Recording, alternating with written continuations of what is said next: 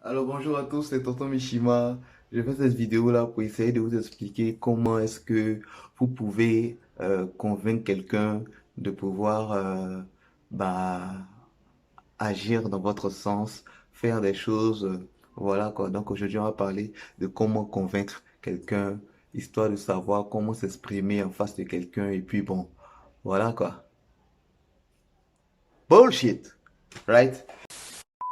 Alors, vous êtes d'accord que la prestation que je viens de faire là, elle n'est pas convaincante du tout.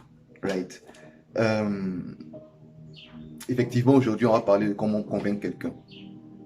Mais vous savez, convaincre, c'est dans l'attitude. Dieu m'a fait la grâce, j'ai été commercial pendant un bon moment. Et j'ai compris que pour convaincre quelqu'un, il faut être convaincu de ce qu'on lui dit. Dans un premier temps. Donc ça sous-entend qu'il faut faire un travail sur soi. La voix que vous utilisez pour parler à cette personne-là doit être une voix convaincue. Les gestes doivent être convaincus. Vos gestes doivent être convaincus. Vous savez, j'aime bien les films indiens, hindous. I don't know, Yekisne Jatukia, vous voyez un peu le truc. Avec Vaidei, des trucs comme ça, voilà.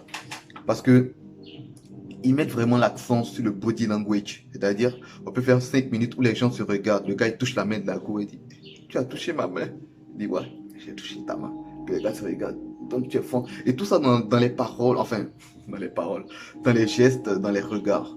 That's the reality. 80% de la communication est non verbale. C'est-à-dire aujourd'hui, je peux m'arrêter devant vous et puis faire ça. Et vous imaginez ce que je vais vous dire. Ok? Donc, la voix ne suffit pas. L'action, les actions, les gestes, tout ça là, ça contribue à convaincre quelqu'un. Donc, si vous voulez convaincre quelqu'un déjà, dans la façon de faire, il faut qu'il soit convaincu. Comment vous vous asseyez devant la personne? Quels sont les gestes que vous utilisez pour lui parler? Est-ce que vous êtes précis dans ce que vous dites? Est-ce que vous êtes convaincu de ce que vous dites? Est-ce que le sourire y est pour le rassurer? Et que tu fais une bonne affaire, frère. Laisse-moi te dire, tu fais une bonne affaire.